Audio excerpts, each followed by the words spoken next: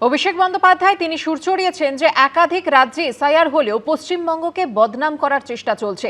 যখন পশ্চিমবঙ্গে এসআইআর এর সূচনা হলো তখন বলেছিল ৪৫% লোক আনম্যাপড, ডেটা মিলছে না। যখন খসড়া তালিকা প্রকাশ হলো তখন জানা গেল ৮৮.২% মানুষ ম্যাপড। পশ্চিমবঙ্গের যে বদনাম করা হয়েছে, পশ্চিমবঙ্গকে ছোট করে দেখানোর যে মানসিকতা, এর দায় কে নেবে? আমাদের কোনো কংক্রিট উত্তর পাইনি। নির্বাচন কমিশনকে নিশানা করে জানিয়েছেন অভিষেক বন্দ্যোপাধ্যায়। बंगाल में एसआईआर का सूचना हुआ कि 45% लोग अनमैप्ड हैं, डेटा नहीं मिल रहा है। जब ड्राफ्ट लिस्ट रिलीज हुआ तब हमें पता चला कि 88.2%, approximately 89% people have been mapped. Bengal के खिलाफ जो बैड पब्लिसिटी है, बैड माउथिंग है, बंगाल को छोटा करने का जो मानसिकता है, बंगाल को नीचे दिखाने का जो मानसिकता है, इसके लिए जिम्मेदार कौन है? We didn't receive any concrete answer. Bengal के ऊपर जो स्टेप मदरली ट्रीटमेंट चल रहा है कि माइक्रो ऑब्जर्वर से स्टार्ट करके बंगाल का क्रेडिबिलिटी खराब करना, बंगालीज को हैरास करना, बंगाल के लोगों को हैरास करना। অভিষেক বন্দ্যোপাধ্যায়ের পাল্টা বিজেপি বিধায়ক অগ্নিমিত্রা পল কি বলছেন শোনাবো। যে রোহিঙ্গা বাংলাদেশি বাদ দেওয়ার জন্যই যে এসআইআর হয়েছে তা তো নয়। তাদের সাথে সাথে তো মৃত ভোটার আছে, ডুপ্লিকেট ভোটার আছে, শিফটেড ভোটার আছে। এদের দ্বারাই তো আপনি এত বছর ধরে ইলেকশনে জিতে এসছেন। আপনারা ভারত সরকার এবং ইলেকশন কমিশন পশ্চিমবঙ্গের মানুষকে একটা স্বচ্ছ ভোটার রোল এবার আমরা দেব। অভিষেক বন্দ্যোপাধ্যায় আরো প্রশ্ন তুলেছেন যে BLA 2 কেন শুনানি কেন্দ্রে যেতে পারবেন না। কমিশন বলেছে যেতে পারবে না, আমরা বলেছি বিজ্ঞপ্তি দিন। কমিশন জানিয়েছে বিজ্ঞপ্তি দিতে পারবে না। বিজ্ঞপ্তি দেবে না কারণ আদালতে চ্যালেঞ্জ করা হবে। এখানেই তো ভোট চুরি হচ্ছে, অন্য কোনো দল ধরতে পারেনি। হোয়াটসঅ্যাপে উনি নির্দেশ দিচ্ছেন, কেউ ধরতে পারছেন না। জাতীয় নির্বাচন কমিশন কি হোয়াটসঅ্যাপের মাধ্যমে চলবে? কেন বিজ্ঞপ্তি জারি করা হবে না? কেন বিএলএদের থাকতে দেওয়া হবে না? বিজ্ঞপ্তি না দিলে বিএলএদের শুনানিতে থাকতে দিতে হবে। मैंने बोला कि आपके BLA 2 क्यों हियरिंग मेन्यू में जाएगा? मैंने बोला क्यों नहीं जाएगा? अगर BLA 2 बूथ में बैठ सकता है, पोलिंग स्टेशन में, जब आप इन्यूमरेशन फॉर्म डिस्ट्रीब्यूट कर रहे हैं तब BLO के साथ BLA 2 जा सकता है, तब हियरिंग में BLA 2 क्यों नहीं जाएगा? बोला नहीं जाना चाहिए। मैंने बोला ठीक है, नहीं जाएगा, आप सर्कुलर इशू करो। बोला मैं सर्कुलर इशू नहीं करूंगा। मैं बोला सर्कुलर इशू नहीं करेगा तो BLA 2 रहेगा। লিখিত নির্দেশ দেবেন কি দেবেন না সেটা নির্বাচন কমিশন জানেন। ভারতবর্ষে আর কোথাও এই ধরনের দাবি ওঠেনি। সারা ভারতবর্ষে অনেক বিরোধী রাজনৈতিক দল এবং সরকারেও আছে। হ্যাঁ, আর ওই যে বাকি যেটা হচ্ছে সেটা সমস্তটাই অভিষেক বন্দ্যোপাধ্যায়ের গ্যালারি শো। যে BLA 2 থাকবে না, এজেন্ট থাকে নির্বাচন, এটা তো নির্বাচন নয়।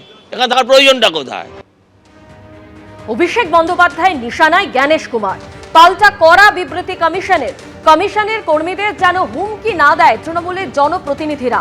তৃণমূলকে এটা নিশ্চিত করতে হবে BLO, ERO, AERO পর্যবেক্ষকদের ভয় দেখানো বরদাস্ত নয়। দুষ্কৃতীরা আইন হাতে নিলে কড়া পদক্ষেপ, হুঁশিয়ারি কমিশনের।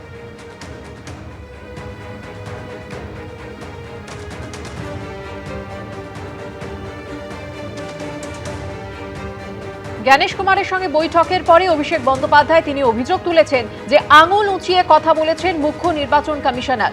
জ্ঞানেশ কুমারের সঙ্গে বৈঠকের পরে এই অভিযোগ তোলেন তিনি। আমরা জনপ্রতিনিধি, আমরা মানুষের কাছে উত্তর দিতে দায়বদ্ধ, আপনারা আপনাদের প্রভুদের কাছে উত্তর দিতে বাধ্য। জ্ঞানেশ কুমারের সাহস থাকলে সংবাদ মাধ্যমের মুখোমুখি হন। বাইরে দাঁড়িয়ে আছি, আপনি বাইরে এসে সাংবাদিকদের মুখোমুখি হন।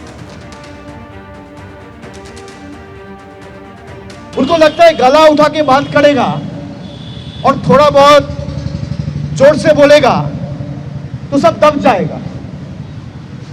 हम लोग जब बात करना शुरू किए, पहली बात तो जब कोई बोल रहा था वो रोकने टोकने लग गया।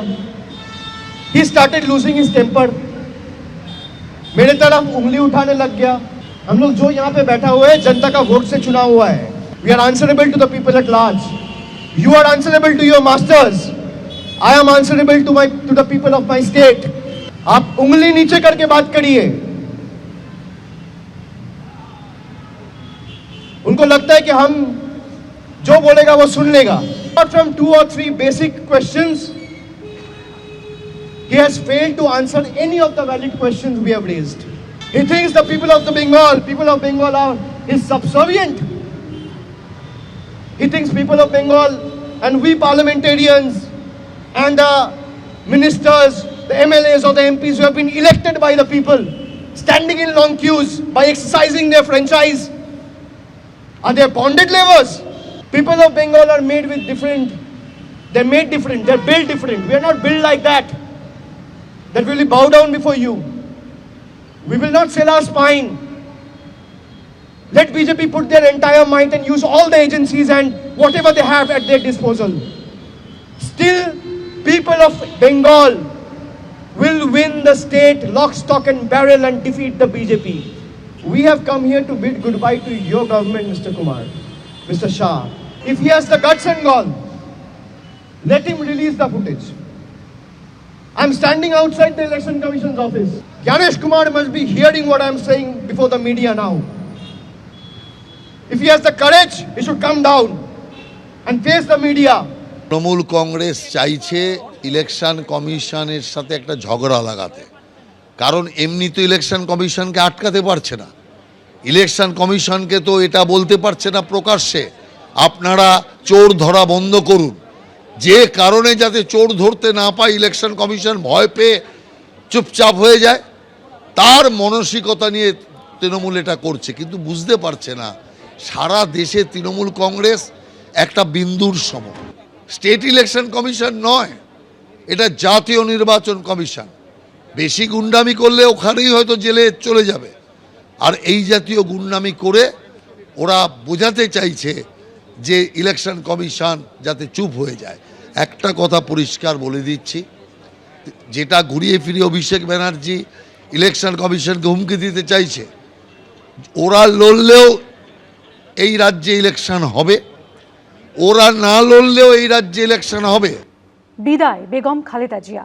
বুধবার বিকেলে স্বামী জিয়াউর রহমানের কবরের পাশেই সমাধিস্থ করা হলো বাংলাদেশের প্রয়াত প্রাক্তন প্রধানমন্ত্রীকে। দেশের প্রথম মহিলা প্রধানমন্ত্রীকে চিরবিদায় জানাতে ঢাকার রাস্তায় ছিল মানুষের ঢল।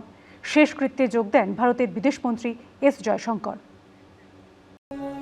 নিহত প্রাক্তন রাষ্ট্রপতি ও বিএনপির প্রতিষ্ঠাতা জিয়াউর রহমানের পাশেই চিরনিদ্রায় স্ত্রী। স্বামীর কবরের পাশেই সমাধিস্থ করা হলো বেগম খালেদা জিয়াকে।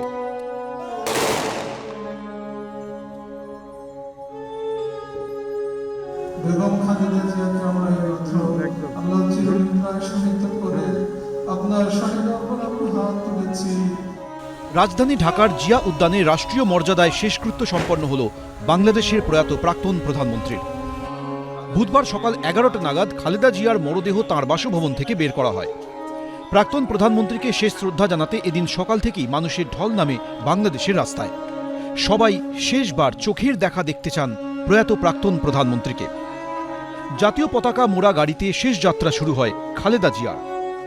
হাজার হাজার সাধারণ মানুষের সঙ্গে শেষ যাত্রায় অংশ নেন ছেলে তারেক রহমান সহ পরিবারের সদস্যরা। উনি জীবিত থাকাকালীন অবস্থায় ওনার কোনো ব্যবহারে, ওনার কোনো কথায় যদি কেউ আঘাত পেয়ে থাকেন, তাহলে মনুমার পক্ষ থেকে আমি আপনাদের কাছে ক্ষমা প্রার্থী। দোয়া করবেন আল্লাহ তাআলা যাতে ওনাকে বেহেশত দান করেন। খালেদা জিয়ার শেষকৃত্যে যোগ দেন ভারতের বিদেশমন্ত্রী এস জয়শঙ্কর।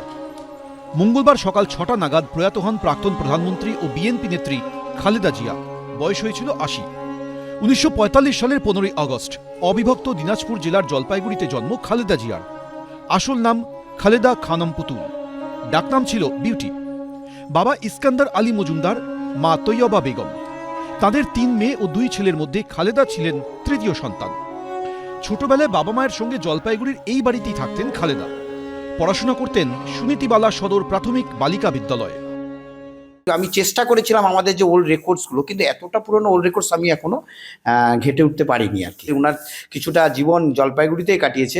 আমরা ঊর্ধ্বতন কর্তৃপক্ষকে বিষয়টা গুরুত্ব জানাবো। জলপাইগুড়িবাসী হিসাবে উনি এখানে পড়তেন, সেটা তো একটা সত্যি একটা, উনি দেশের রাষ্ট্রপ্রধান ছিলেন। জলপাইগুড়ি শহরে একটি সংস্থায় কাজ করতেন বাবা ইস্কান্দার। 1955 সালে অমরেন্দ্রনাথ চক্রবর্তীর পরিবারের সঙ্গে জমি বিনিময় করে বাংলাদেশের রংপুরে চলে যায় খালেদা জিয়ার পরিবার। খালেদা জিয়া এখানেই জন্ম, এবং এই ভিটে বাড়ি তাদের ছিল। তা দেশ স্বাধীন হওয়ার পর বাংলাদেশ সাথে আমাদের যাদের এক্সচেঞ্জ করার যে প্রবণতাটা ছিল, তাতে অমরেন্দ্রনাথ চক্রবর্তী খালেদা জিয়াদের বাড়িতে আসে এবং খালেদা জিয়ারা রংপুরে চলে যায়। আমার মা যেটা বলেছে যে খালেদা জিয়ারা পরিবার খুব ভালো পরিবার ছিল। খালেদা জিয়ার প্রয়াণে শোকস্তব্ধ জলপাইগুড়ি পুরসভার ৮ নম্বর ওয়ার্ডের নয়া বস্তিপাড়া। রাজা চট্টোপাধ্যায়, এবিপি আনন্দ। এবিপি আনন্দ, এগিয়ে থাকে, এগিয়ে রাখে।